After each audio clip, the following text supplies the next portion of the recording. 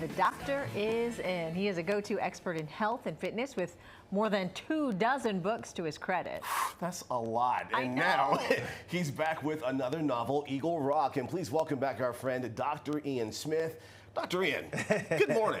Good seeing you guys. Thanks for having me as always. Great to have you here. This is not a health and fitness book. This is something off the beaten path here for you, but a passion as well. Yeah. Tell us more about Eagle Rock. Well, doctors can do more than, treat patients and administer medications. No, Eagle Rock is the fourth installment of my Ash Cain series.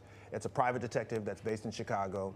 It's a character I had never seen in books or TV before, and I wanted to create it. So this guy is the new age PI. He's not like Columbo was, curmudgeonly and chomping a cigar. This guy is younger, he's hip. He can quote Shakespeare 1 minute, he can quote Kendrick Lamar the next minute. He's very comfortable in his skin, so whether he's in the affluent north side of Chicago or the gritty west side streets, Ash Cain is always Ash Cain. And he is determined to get it done. And that's what his thing is. He's fearless. He wants to get the answers, no matter what kind of personal peril it may put him in.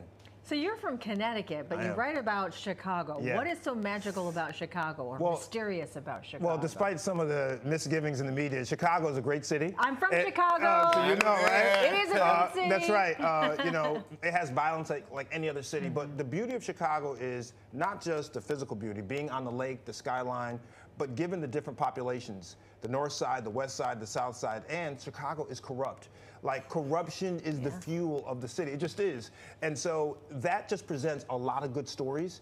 And I wanted to make Chicago a character in the book. I love characters. I wanted Chicago, the setting itself, to put you in the streets and see what Chicago's like. Now, you could have written in any genre, but what is about mysteries that you're connecting with as a creator? I just love the idea of thinking. I like to think through my books. So I'm a very selfish writer in the sense of I write like I like to read. So fast pace, right from the beginning. I like twists and turns. I want you guessing until the end. I want you up at late trying to squeeze in one more chapter. And in this case, a billionaire Chicago businessman is found in his secret apartment near downtown, tied up in a very compromised position. And the son is talking to the police. They say to the son, listen, they pull him to the side. There's only one guy who can really do this justice.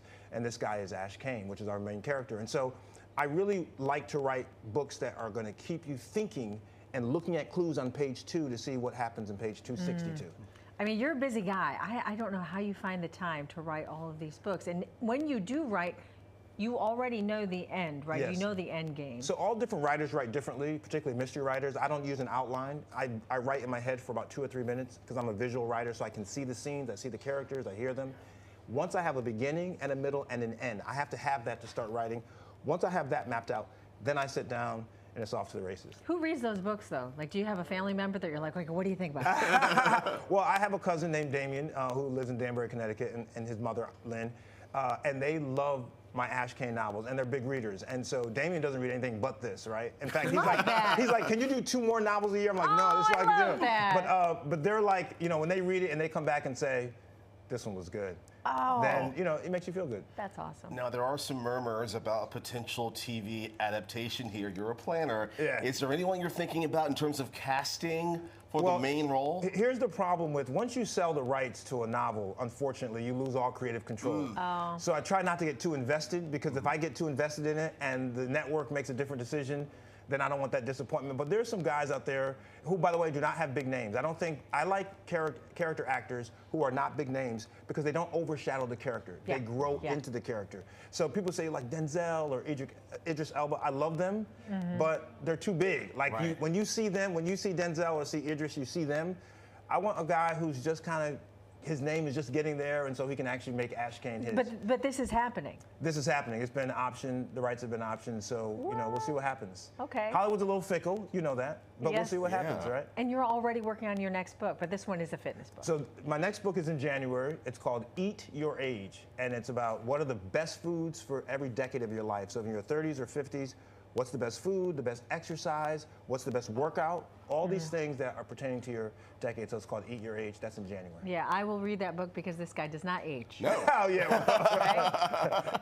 So listen, by the way, I just want to say real fast that if people pick up Eagle Rock, I'm going to do a free boot camp for Eat Your Age in January. Oh, so if you pick up the copy, send me a direct message on Instagram at Dr. Ian Smith. Spell the doctor out, I-A-N Smith. Say, hey, Dr. Ian, I got Eagle Rock. I'll send you a link to join our free boot camp in January. And you do have a book signing, right? No book signing, but an appearance. but I do sign and send people books. So just send me an Instagram message. Okay, Dr. Ian, thanks for coming in. We Good love seeing when you stop by. Thank you. And you can meet Dr. Ian at the Harlem Book Fair next Saturday, September 7th. So get your books. Yeah, I'll be there. All right.